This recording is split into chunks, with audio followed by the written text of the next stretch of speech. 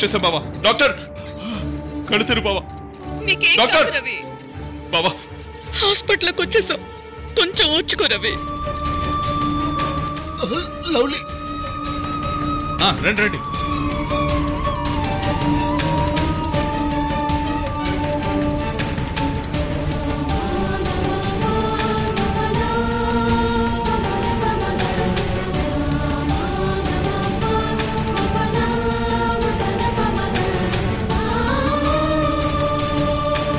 రవి బావా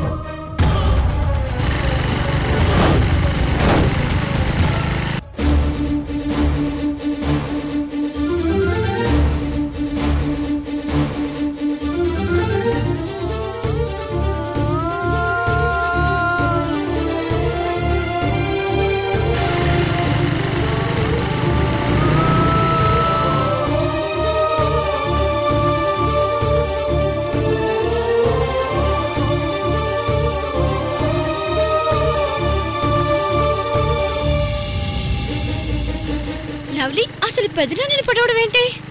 అదే నాకు అర్థం కావట్లేదు. ఎవరు చేశారో ఏంటో. త్వరగా పద.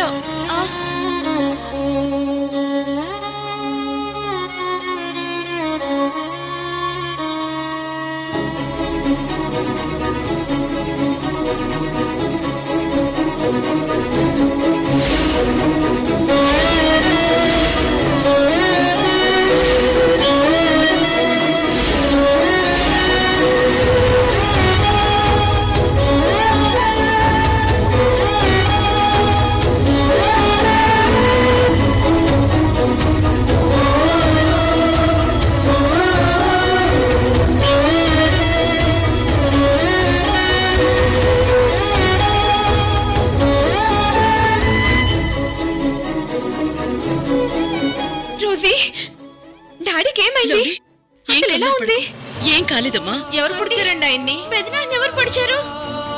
నన్ను చంపబోతున్న రౌడీలకి మీ పెదనాన్న అడ్డుపడ్డారు. దాంతో ఆయన వాళ్ళు పొడిచేశారు.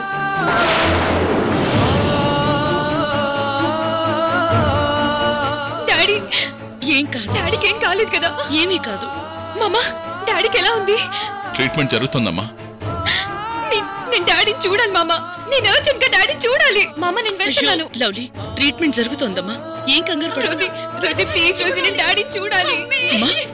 అను ఊరుకో లవ్లీ. ఏం కంగారు పడకు. ఏమీ కాదు. చూస్తాను. లవ్లీ వెళ్ళు. ఏమీ కాదు. లవ్లీ ఆగు ప్లీజ్. కంట్రోల్ రా. Control yourself. Rosie please Rosie. Doctor Ravi పరిస్థితి ఏంటి? ఇప్పుడు బాగానే ఉందా? ట్రీట్మెంట్ జరుగుతోంది.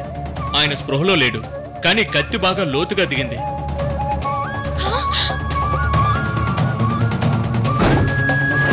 రక్తం చాలా పోయింది. కట్లు వేసి బ్లడ్ ఎక్కించాక పేషెంట్ రెస్పాన్స్ చూశాకే ఏదనేది చెప్పగలం. అయ్యో డాడీ. డాక్టర్ అతనికి ఏం కాకూడదు ప్లీజ్. ఎలాంటి ట్రీట్మెంట్ అవసరమైనా ఆలోచించకుండా చేయండి. అతను ప్రాణాలతో ఉంటే అదే చాలు. Yes madam, I will do my best.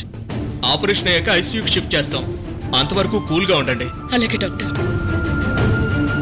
Lovely బాధపడకమ్మా. లవ్లీ రోజీ డాడీ ఏం కాదమ్మా. మీ డాడీకి ఏం కాదు. ఏం కాదమ్మా, ఏం కాదు.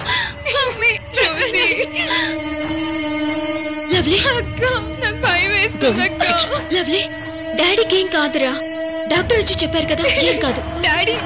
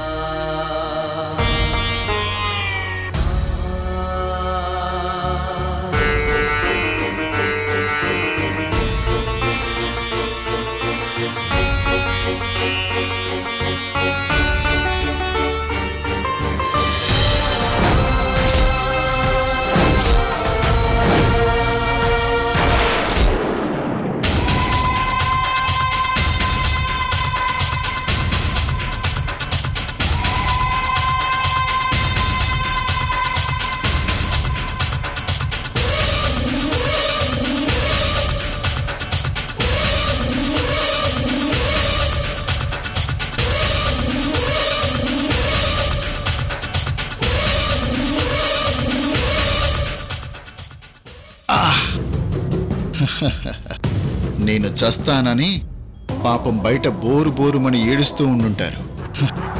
బట్ ఈ రవి చంపే టైపు కానీ చచ్చే టైపు కాదు.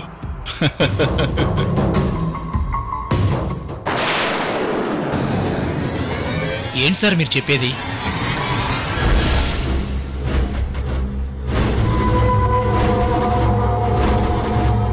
నిజం. మీరు విన్నది నేనన్నది కరెక్టే. ఏంట్రా బిత్తర్ చూపులో? మీరు చేయగలరా లేదా? అది కాదన్నా, డబ్బులిచ్చి నిన్ను నువ్వు పొడిపించుకోవడం ఏంటన్నా? అది ఈ రవిగాడి స్ట్రాటజీ. ఏం స్ట్రాటజీనో ఏంటో, డబ్బులు తీసుకుని మేము ఇప్పుడు ఇలాంటివి చేయలేదన్నా. డబ్బులు ఇవ్వకపోతే చేశాం. రే, ఇప్పుడు నేను చెప్పేది జాగ్రత్తగా వినండి. డబ్బులు నేను మీకిచ్చి నన్ను నేను చంపించుకోవడానికి నాకేమైనా పిచ్చంట్రా? అదే కదా, ముందు ఆ రోజుని వేసేయాలి అన్నావు. మళ్ళీ ఇప్పుడు మాట మార్చేసరికి మాకు కన్ఫ్యూజన్గా ఉంది. అసలు ఏం చేయాలో మాకు క్లియర్గా చెప్పండి అన్నా. ఏం లేదురా, చాలా సింపుల్. మీరు నన్ను పొడవాలి, కానీ నేను చావకూడదు. అదెలా అన్నా? ముందు నేను చెప్పేది వినండ్రా. ముందు రోజీని అటాక్ చేసినప్పుడు నేను ఆవిడ్ని తప్పించి మధ్యలోకి వస్తాను. నన్నప్పుడు మీరు పొడవాలి. ఇదిగో పొట్ట కింద కిడ్నీలకి పేగులకి మధ్యలో కరెక్ట్గా పొడిస్తే ప్రాణానికి అపాయం ఉండదు. జస్ట్ కత్తిగాటంతే. కొంచెం రక్తం పోద్ది, కుట్లు పడతాయి అంతే. అదంతా మాకు తెలుసన్నా. నువ్వు ఇంత రిస్క్ తీసుకొని అలా ఎందుకు పడిపించుకుంటున్నావు? రే, నేనిది నార్మల్ వీధి రౌడీలకు కూడా చెప్పి చేయించుకోవచ్చు, కానీ కరెక్ట్గా ప్రాణం పోకుండా పొడవాలి కాబట్టే ప్రొఫెషనల్ కిల్లర్స్ అయిన మిమ్మల్ని పెట్టుకుంది. అది కాదన్నా. రే, మీరు ప్రాణాలు తీయడంలో ప్రొఫెషనల్సా లేక అనవసరమైన ప్రశ్నలతో ప్రాణాలు తోడేయడంలో ప్రొఫెషనల్సా? అర్థమైందన్నా. ఓకే, మీకు కావాల్సినట్టు మీ ప్రాణం పోకుండా జాగ్రత్తగా పొడుస్తాం. కానీ మీరు టైంకి అడ్డు రావాలి, లేదంటే రోజీ ప్రాణాలు పోతాయి. ఓకే, అదంతా నేను చూసుకుంటా. అనుకున్నది అనుకున్నట్టు చేస్తే మీకు ఇస్తానన్న దానికన్నా డబుల్ అమౌంట్ ఇస్తా. ఓకే అన్నా.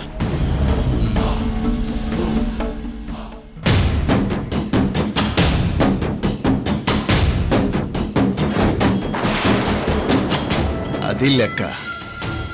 అంత పర్ఫెక్ట్గా ప్లాన్ చేశాక ఎలా చేస్తాను?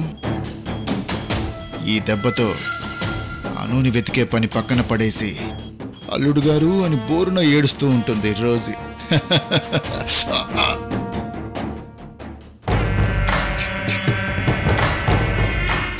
ఇంత కష్టపడి రోజీని కాపాడినందుకు మన ఇమేజ్ అమాంతం పెరిగిపోయి ఉంటుంది. అందరూ నన్ను రేపు దేవుణ్ణి చూసినట్టు చూస్తారు. రవి, నువ్వు సూపర్ రా.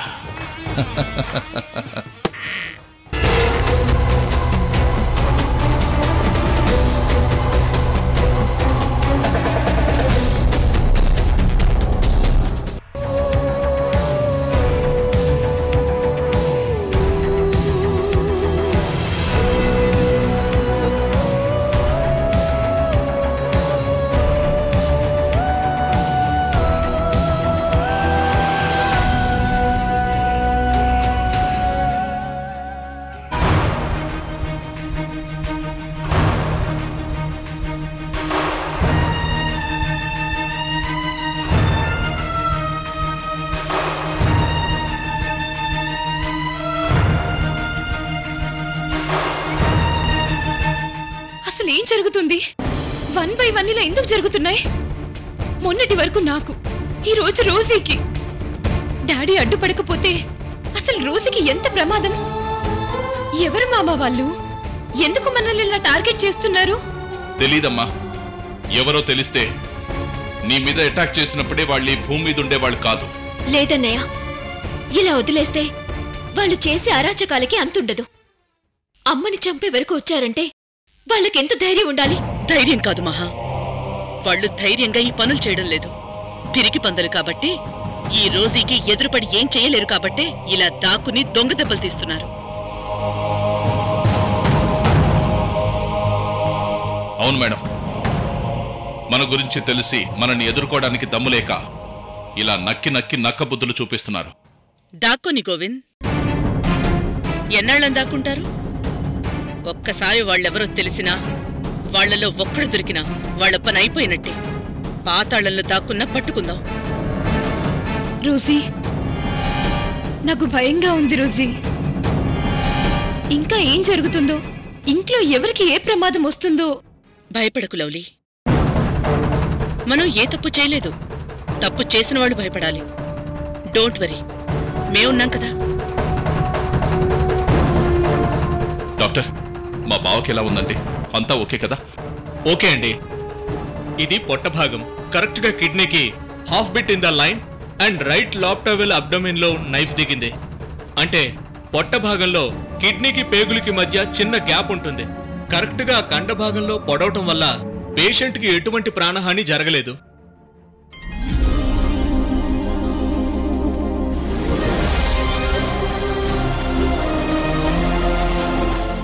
థ్యాంక్ గాడ్, డాడీకి ఏం కాలేదు.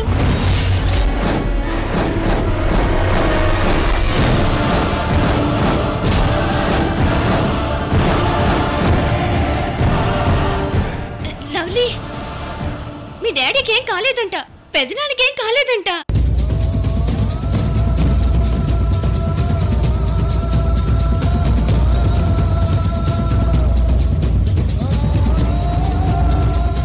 Thank you doctor, thank you so much. కానీ రోజీ గారు, కరెక్ట్ గా అంత పర్ఫెక్ట్ గా ఆ ప్లేస్ లోనే ఎలా పొడిచారో గాని కొంచెం అటు ఇటు అయినా ప్రాణాలు పోయేవి.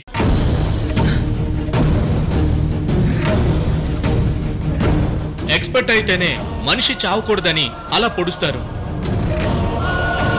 కానీ మీ విషయంలో సడన్ అటాక్ కాబట్టి ఏదో లక్కీగా కత్తి అక్కడ దిగింది.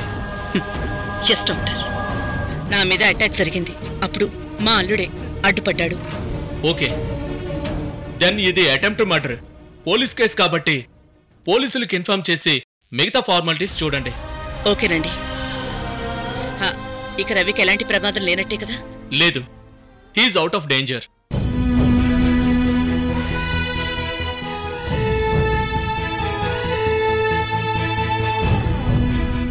ఈ రోజు రేపు అబ్జర్వేషన్ లో ఉంచి డిశ్చార్జ్ చేస్తాం. Thank you doctor, thank you so much. No mention, it's my duty. Half an hour తర్వాత పేషెంట్ ని చూడొచ్చు. Okay doctor.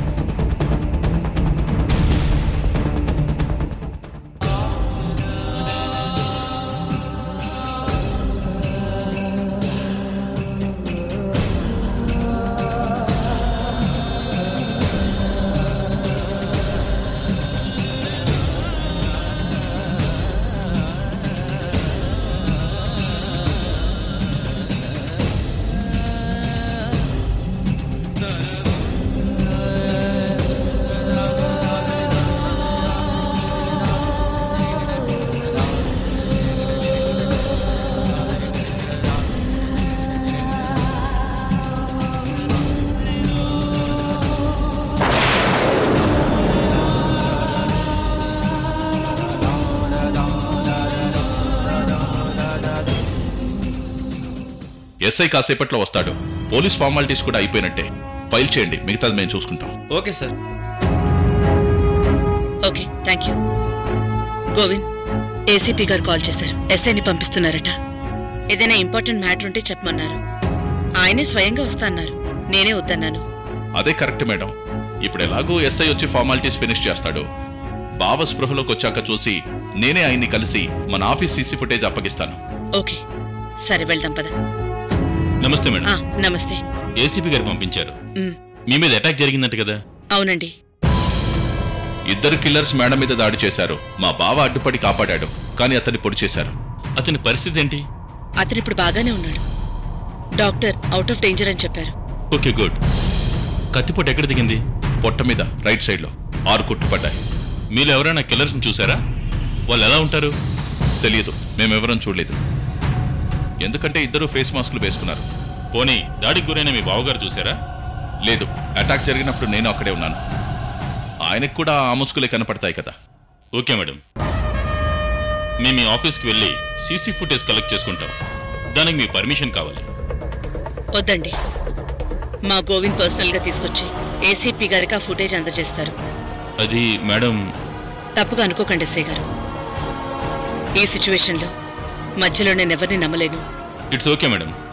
పేషెంట్ స్పృహలోకి వస్తే ఆయన కొంచెం ఎంక్వైరీ చేయాలి, జస్ట్ ఫర్ ఫార్మాలిటీస్. ఓకే, ఐసీయూలో ఉన్నారు, వెళ్ళండి. ఒక్క నిమిషం మేడం, ఇది ఎఫ్ఐఆర్ కాపీ. మీరు పదండి, నేను వస్తాను. సరే రండి.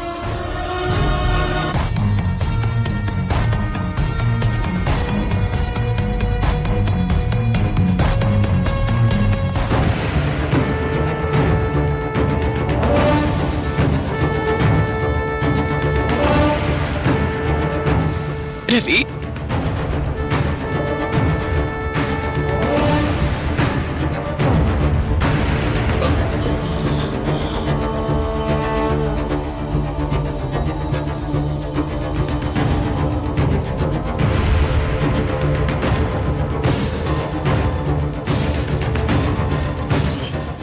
అదయ్యా, పడుకో, లేవద్దు. బావా జాగ్రత్త.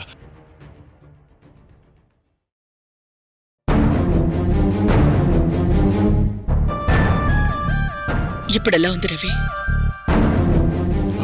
కొంచెం పెయిన్గా ఉంది అత్తయ్య.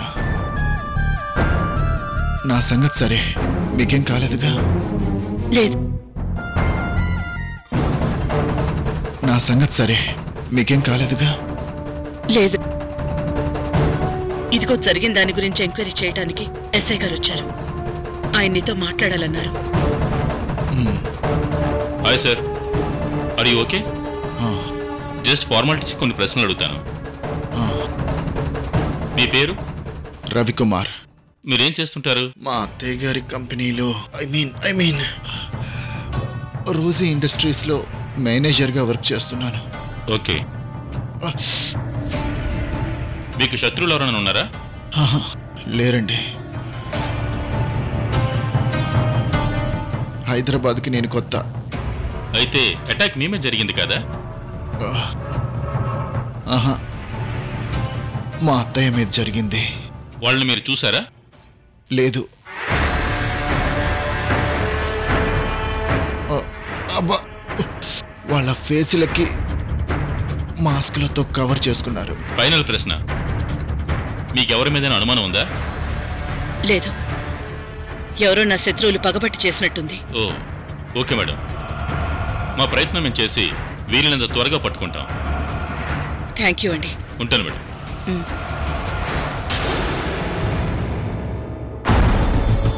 బావా బావా, థ్యాంక్ యూ. మేడంని కాపాడి చాలా పెద్ద ఫేవర్ చేశావు. Thank you so much. అది మన డ్యూటీ బావా. నువ్వైనా అదే చేసి ఉండేవాడివి. అలా అనుకోవడం నీ మంచితనం బావా. డాడీ, ఇప్పుడు నీకెలా ఉంది డాడీ? లవ్లీ, అమ్మా. డాడీ, ఊరుకోరా. ఏమైంది? I'm all right. చూడు, నేను బానే ఉన్నాను. నాకు చాలా భయం వేసింది డాడీ. ఆయన మా డాడీనే, మీ డాడీ ఎప్పటికీ కాదు. ఛా! డాడీ, నిన్ను డాడీ అని పిలవలేని పరిస్థితికి తీసుకొచ్చావు కదా, అంతా ఈ రోజీ లవ్లీ వల్లే. I hate you people. Lovely, control చేసుకో. మీ డాడీకి ఏం కాదు అని డాక్టర్ చెప్పింది విన్నావుగా? ఏమో అక్క, డాడీని ఇలా చూసేసరికి నాకు ఏడుపు వచ్చేసింది. అవును, బావగారిని ఇలా చూస్తుంటే కడుపు తరుక్కుపోతుంది. పెదనాన్న, నువ్వు చాలా మంచివాడివి. ఎవరికైనా హెల్ప్ చేస్తావు. అన్యాయంగా నిన్ను పొడిచారు. అమ్మా మాలిని, అను, ఏంటిది? ఊరుకోండి. అది వాళ్ళ అభిమానం రవి. మన కోసం కన్నీళ్లు కార్చేవారుండటం, మనం బాగుండాలని కోరుకునేవాళ్ళు ఉండటం వల్లే మనలాంటి వాళ్ళకేమీ కాదు.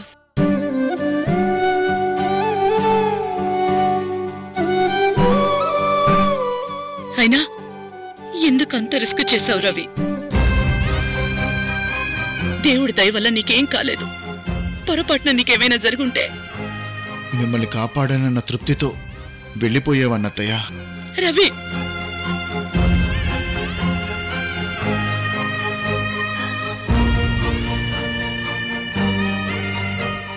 అవునత్తయ్య,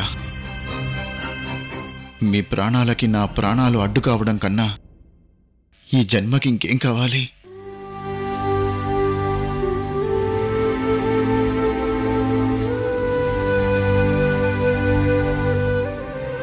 ప్రాణాలిచ్చేంత గొప్ప పని నేనేం చేశాను రవి?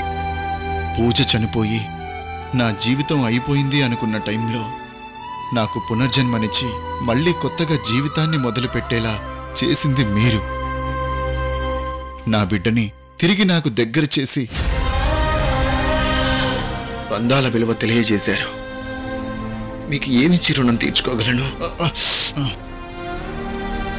అలాంటిది నా కళ్ళ ముందు మీకు ఏదైనా జరిగితే తట్టుకోగలనా? నా ప్రాణాలిచ్చైనా రక్షించుకుంటాను. అదృష్టం బాగుండి నువ్వు బ్రతికావని డాక్టర్ అన్నారు. కానీ నా అదృష్టం కొద్దీ నువ్వు నా అల్లుడివయ్యావు. నీ వల్లే నేను ఈరోజు ప్రాణాలతో ఉన్నాను. నువ్వు నాకు రుణపడ్డం కాదు రవి, నేనే నీకు రుణపడ్డాను.